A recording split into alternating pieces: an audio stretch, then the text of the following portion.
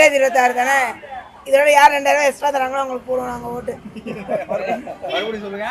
1000 ரூபா கொடுக்குறதுல 2000 ரூபா கொடுக்க சொல்லுங்க. ஓட்டு போட்டா போச்சு.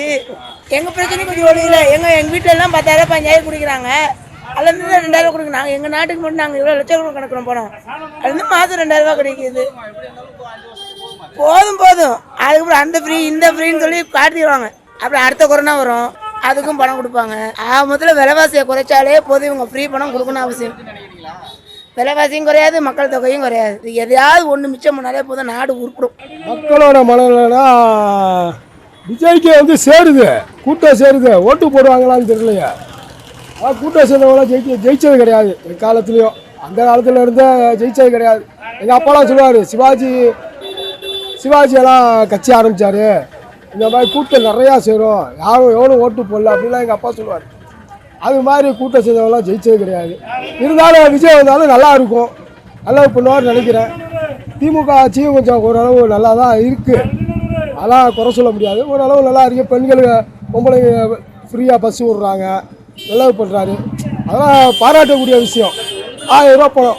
உங்களுக்கா உங்களுடைய குடும்பத்துக்கு அரசு வேலை இல்லைன்னா உங்களுக்கு வீடு இந்த மாதிரி என்ன திட்டம் அரசுகிட்டேருந்து இந்த 4 ஆண்டுகளில் வந்திருக்கு உங்களுக்கு? எங்களுக்கு வந்து எங்கள் அப்பாவுக்கு வந்து ரேஷன் கார்டில் 1000 ரூபா வருது, பணம் வருது. அது பரவாயில்ல. நாங்களும் பார்த்துக்குறோம் எங்கள் அப்பா அம்மாவை. இருந்தாலும் அந்த 1000 ரூபா வந்து உதவியாக தான் இருக்குது, ஒழிய இதாக இல்லை. வருது, அரசாங்கத்துலேருந்து பணம் வருது, அது நல்லது தான். ஆனால் இன்னும் கொஞ்சம் நல்லது செய்யணும். வரவங்க வந்து இன்னும் நல்லது செஞ்சால் நல்லா இருக்கும். ரோடு சரியில்லை, எல்லாமே சரியில்லை. விஜயம் வந்தால் ஒரு டாக்ஸ் பார்த்துலாம், எல்லாம் வந்தால் போகணும். இது வரைக்கும் யாரும் ஓட்டு போட்டீங்க? நான் சூரியனுங்களா? கலைஞருக்காக போறீங்களா ஸ்டாலினுக்காக போறீங்களா ஓட்டு? இது தாங்க ஸ்டாலினுக்காக. உதயநிதி ஸ்டாலின் வந்து அடுத்த வாட்டி துணை முதலமைச்சராக இருக்காரு. இப்போ முதலமைச்சர் வேட்பாளராக அவரை அறிவிச்சா ஓட்டு போடுவீங்களா? அது வேணாண்ணா. புலாது போட்டோம், புலாதுன்னா இல்லைணும். புலாது வேணும், புலாது விஜயம் வந்தால் போகணும். எடப்பாடி பழனிசாமி பற்றி அதிமுக எப்படி இருக்கு? அதிமுக வேண்டாம், சரியில்லைண்ணா.